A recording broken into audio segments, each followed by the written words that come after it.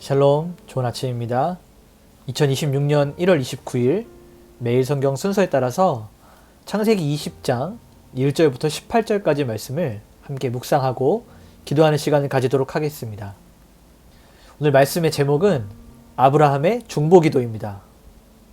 오늘 말씀의 내용을 요약해보면 소돔의 멸망 이후에 아브라함은 남방의 그랄 지역으로 이주합니다. 그곳에서 25년 전에 애굽 땅에서 실수했던 자신의 아내 사라를 누이라고 속였던 그 일을 반복해서 저지르게 됩니다. 사라가 그랄 왕 아비멜렉에게 빼앗길 그 위기에 처하자 하나님께서는 다시 한번 강권적으로 개입하셔서 언약을 지켜가시는 하나님의 언약의 순수성을 스스로 보호하시고 또 아브라함을 중보자로 세워주십니다. 말씀을 조금 더 살펴보면 그랄에 거류하여 아내 사라를 누이라 속여서 아비멜렉이 사라를 데려가게 합니다. 꿈에 아비멜렉에게 나타나신 하나님이 그를 꾸짖으시면서 사라를 돌려보낼 것과 아브라함에게 중보 기도를 받을 것을 명령하십니다. 아비멜렉이 아브라함을 책망하자 아브라함은 두려움 때문에 자기의 인간적인 생각을 잔꾀를 부려서 속였다라고 고백하게 됩니다. 아비멜렉이 사라를 돌려보내고 보상하면서 아브라함의 기도로 아비멜렉 집안의 태가 다시 열리게 됩니다. 오늘 우리 이 말씀을 한 절 한 절 살펴보면서 성경이 말하고 있는 이 본의, 진의를 같이 보도록 하겠습니다. 먼저 첫 번째 단락은 1절부터 2절까지 말씀인데요. 여기에는 반복되는 실수가 나오게 됩니다. 자, 2절을 보니까 그의 아내 사라를 자기 누이라 하였으므로 그랄 왕 아비멜렉이 사람을 보내어 사라를 데려갔더니 라고 하고 있습니다. 자, 아브라함은 이미 애굽 땅에서 동일한 실수를 저지른 경험이 있습니다. 무려 25년이나 지나서 열국의 아버지다 라고 하는 이름이 개명되는 이런 은혜를 입었음에도 불구하고 자신의 생명이 위협을 당하는 그런 두려움 앞에서는 여전히 연약한 인간일 뿐이었습니다. 하나님을 두려워함이 없다라는 그 판단하에 하나님보다 자기의 꾀를 먼저 의지했던 아브라함의 불신앙을 보여주는 것이죠. 자기 생각에, 자기 판단에, 자기 경험에 상대를 평가하고 판단하면서 하나님을 두려워하지 않으니 하나님을 두려워하는 자신을 함부로 대할 것이다 라고 생각했던 이 아브라함의 연약한 마음이 결국은 하나님 앞에 불신앙으로 나아가게 되었습니다. 두 번째 단락을 보게 되면 3절부터 7절까지 말씀인데요. 여기에는 앞서 일하시는 하나님이십니다. 자, 먼저 우리가 3절과 6절을 좀 같이 보게 되면 그 밤에 하나님이 아비멜렉에게 현몽하시고 꿈속에서 아비멜렉에게 나타나신 거예요.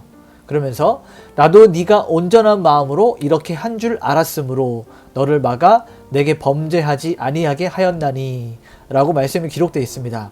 자, 사라는 이제 얼마 후면 이삭을 가져야 될 언약의 여인이었어요. 단순히 한 아이의 엄마가 아니라 하나님의 언약을 이어갈 언약의 사람이었습니다. 하나님은 아브라함의 실수로 인하여서 그 언약적인 혈통이 더러워지는 그러한 일들을 생겨나지 아니하도록 절대로 방치하지 않으시고 직접 지켜주십니다. 그래서 박윤선 목사는 하나님께서 아비멜렉의 꿈에 나타나서 너를 막아 범죄하지 않게 하셨다라고 하는 이 대목에서 하나님의 주권적인 보호와 강권적인 은혜를 발견하게 됩니다. 자, 7절을 또 보게 되면요. 그는 선지자라. 그가 너를 위하여 기도하리니 네가 살려니와. 자, 아브라함은 여전히 하나님 앞에 실수하고 거짓말하고 부끄럽고 창피한 이런 일들을 많이 했음에도 불구하고 하나님은 아브라함을 뭐라고 부르시냐면 선지자라고 부르시면서 그를 인정해 주십니다. 그러면서 그에게 중보 기도의 권위를 세워주세요. 이는 아브라함이 도덕적으로 완벽한 사람이기 때문에 하나님이 그러한 선지자로 세우시고 기도에 힘을 더하신 것이 아니라 하나님의 언약, 하나님의 선택을 받은 당사자가 되었기 때문에 하나님께서는 아브라함을 그렇게 인정해 주시고 인도하셨던 것입니다. 자, 세 번째 단락을 보게 되면 수치스러운 변명, 아브라함의 변명이 나오게 되고, 우리가 8절부터 13절을 보게 되면 이런 내용이 조금 더 자세하게 기록되어 있는데요. 우리 9절과 10절을 보게 되면 아비멜렉이 아브라함을 불러 이르되 네가 어찌하여 우리에게 이렇게 하느냐. 이 말은 아브라함이 속여서 아비멜렉과 그 나라 사람들이 왜 실수하고 죄를 저지르도록 네가 그렇게 조장하였느냐라고 책망하는 것입니다. 그래서 그 이후에도 네가 무슨 뜻으로 이렇게 하였느냐. 혹시 너희가 우리를 더 어렵게 만들기 위해서 우리에게 이런 거짓말을 행했느냐라고 아브라함을 책망하는 부분입니다. 우리가 이것을 잘 들여다보면 믿음의 사람인데 불신자에게 이 윤리적이고 도덕적인 책망을 듣게 되는 아주 수치스러운 장면입니다. 도덕적이고 윤리적인 것이 신앙의 위에 있진 않지만 우리 믿음을 가진 사람들, 하나님을 믿는다라고 고백하며 살아가는 우리들은 도덕적이고 윤리적인 부분들도 절대로 간과해서는 안 됩니다. 그런데 오늘 이 아브라함이 보여주었던 불신자들에게 책망을 받는 이런 수치스러운 일들이 우리 삶에는 일어나서는 안 되겠습니다. 그래서 아브라함은 어떻게 변명하냐면, 아브라함은 이곳에서는 하나님을 두려워함이 없으니 라고 이렇게 이야기를 해요. 실제로는 아브라함 자신이 이 그랄 사람보다, 그 동네에 있는 사람들보다 하나님을 더 두려워하지 않았던 사람임을 역설적으로 보여주고 있는 거예요. 그래서 구약학자인 브루스 월키는 아브라함의 인본주의적인 태도가 오히려 이방 민족을 죄 가운데로 범하게 할 뻔했다라고 경고하는 것이죠.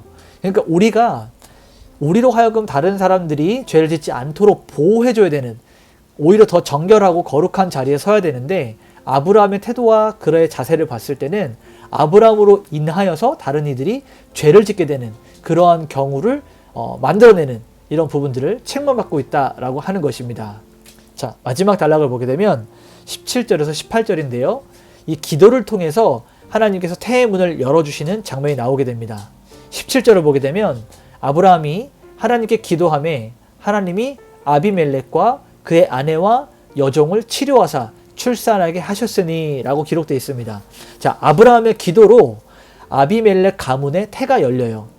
이전에 이 사라를 데려가서 아내 삼으려고 했던 그 일 때문에 하나님께서는 아비멜렉 가문의 태를 다 닫아버리십니다.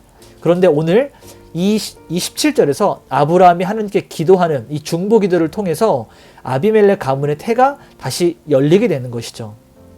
참 놀라운 것은 지금 자신의 아내였던 아브라함의 아내인 사라도 불임인 상황에 있어서 아내의 태를 열지 못하는 형편임에도 불구하고 다른 일을 위해서 기도할 때 하나님이 역사하시는 놀라운 또 신비를 우리가 보게 됩니다.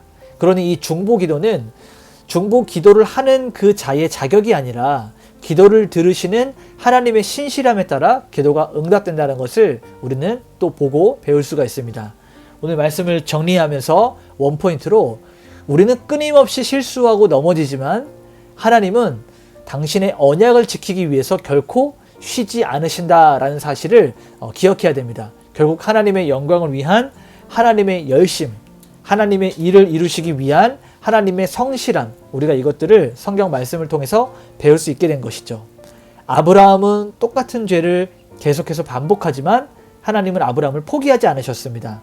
아브라함이 실수하고 잘못해서 하나님께서 포기하셨다면 우리의 행위가 하나님의 뜻보다 더 강한 힘을 가지고 있게 되는 것이죠. 그런데 하나님께서는 하나님의 강권적인 그 선택하심, 하나님의 계획하심이 우리의 어떤 행위들보다 훨씬 더 능력이 있기 때문에 우리의 상태를 넘어서 일하시는 하나님의 주권을 우리는 보게 되는 것입니다.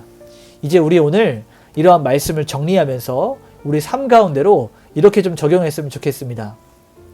우리도 아브라함처럼 과거에 실수하고 죄를 저질렀던 이러한 습관들이 다시 살아나고 있지는 않았는지, 환경이 바뀔 때마다 우리의 꾀를 의지하지 말고 하나님을 두려워하는 믿음을 가질 수 있도록 그렇게 한번 생각해 봅시다. 또 우리가 적용해 봐야 될 부분은, 우리의 삶에 문제가 많고 여전히 연약하다 할지라도 하나님께서 나를 어떠한 자리로 부르셨는지, 반복적인 실수를 저지르는 아브라함을 선지자로 부르셨던 것처럼 우리를 어느 자리로 부르셨는지를 기억하고 주어진 사명에 감당하면서 기도하는 자리로 나아가는 그런 우리가 되었으면 좋겠습니다. 우리 이 시간 같이 이렇게 한번 기도할게요. 하나님, 사람의 시선이나 환경에 비겁하지 않게 하시고 어디서나 살아계신 하나님을 바라보게 하시고 두려워하게 하시고 하나님만을 경외하게 하여 주시옵소서. 우리의 인간적인 어리석음과 실수로 인해서 하나님의 영광이 가려지지 않도록 저를 그렇게 하나님의 영광을 위하여 온전히 사용하여 주시옵소서. 이렇게 기도하면서 오늘 하루를 하나님께 온전히 올려드리도록 하겠습니다. 기도하시겠습니다.